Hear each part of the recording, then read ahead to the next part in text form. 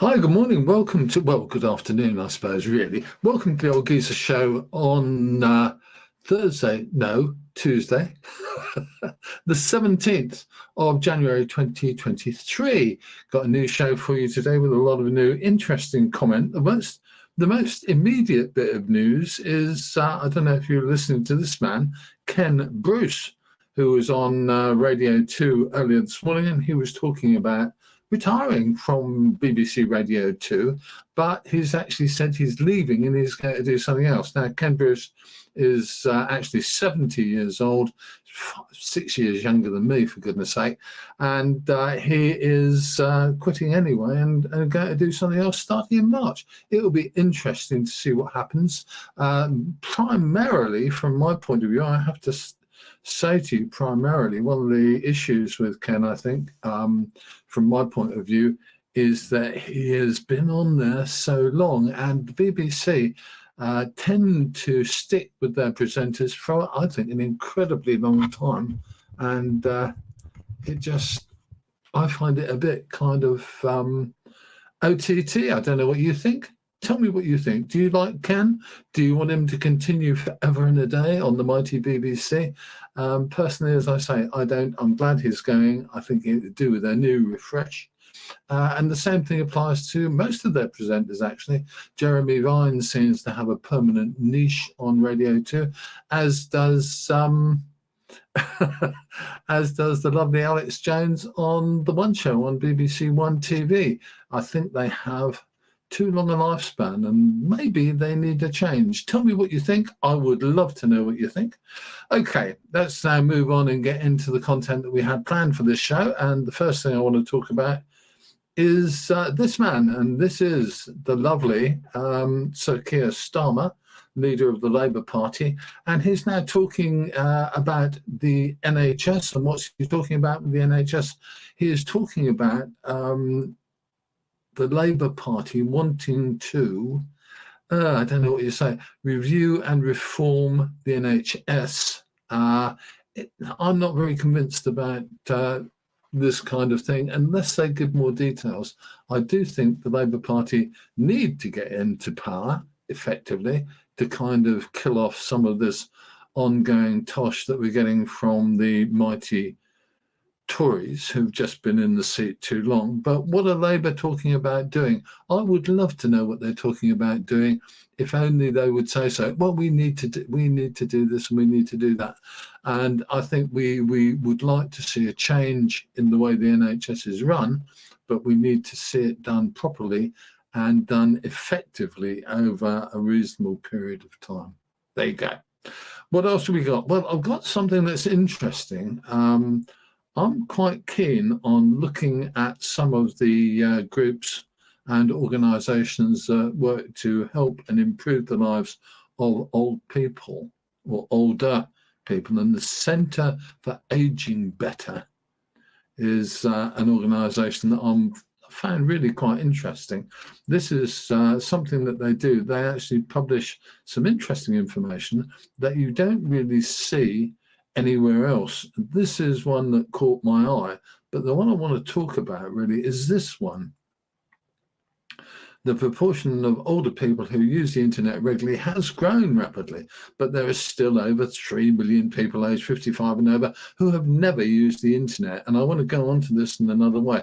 One of the things that bugs me all the time as an individual, I have to say, is digital exclusion. And when we're talking about digital exclusion, we're talking about the areas in life in which you cannot actually take part anymore, or which you don't get as good service if you are not online on the internet. If you're not online on the internet, you may have serious problems in actually getting hold of the kind of stuff that you need to know about.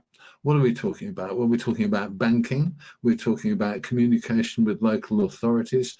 We're talking about all of that kind of thing where people or organisations are increasingly putting up signs that say, oh, you can get in touch with us by this and you can get in touch with us by that, but you can't phone us and you can't write to us because we're not telling you anything. All they give you is a web address, and it's not only bad news generally, it's bad news insofar as you can't really track people down so much. I have a problem with, in inverted commas, maybe not, I don't know. I have a problem with people's, with trusting people, if you like, and saying, do you believe this company is going to do this, that, and the other for you? You get in touch with that company and they never come back to you. And you think, well, thank God I didn't spend any money with them, because they might have taken it and run away, because I don't know where to go to find them. Okay, internet digital exclusion. But there's another aspect of digital exclusion that is equally worrying, I think, and it's this one. Local authority, my home local authority in East Suffolk, they have a tariff stuck up there at their car park. They have a cash machine there, so you can buy your ticket on the spot immediately, which is really nice. But you cannot buy any of their other offers, like a long-term ticket. If you come down every week and you want to maybe stay a couple of times a week for a longer period, you cannot buy a long-term ticket other than through on your smartphone. Now, I know there are a lot of older people who have phones, but they're not necessarily very smartphones, and they don't necessarily know how to use them. Now, my partner Dot has got a smartphone, but in reality, she doesn't really know how to use it. So that's another example, if you like, of digital exclusion. It's an interesting one, and to be honest with you, I think it's a worrying one. Okay, what's next? On Thursday this week, we are going to, I hope, be in London to report live to you on this one. This is a protest that's happening on Thursday at 11:30 a.m. at the George V statue opposite Old Palace Yard at Westminster, right opposite the Palace of Westminster. And it's going to involve a stroll down towards Downing Street and handing in a petition and doing a little demo. Now, I think this is a worthwhile one because people are dying, and people are dying who shouldn't be dying. Scary, nasty, unfriendly, unpleasant. We really need to look at this one and look at it quite hard. If you can get along on Thursday, do. I'd love to see you there. And if you don't get along on Thursday, I will be there and reporting.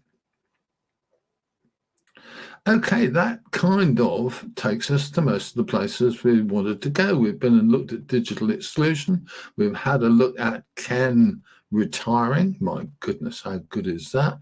And I have one more topic that I want to talk about, and this is really, to be honest with you, this is really just you and me.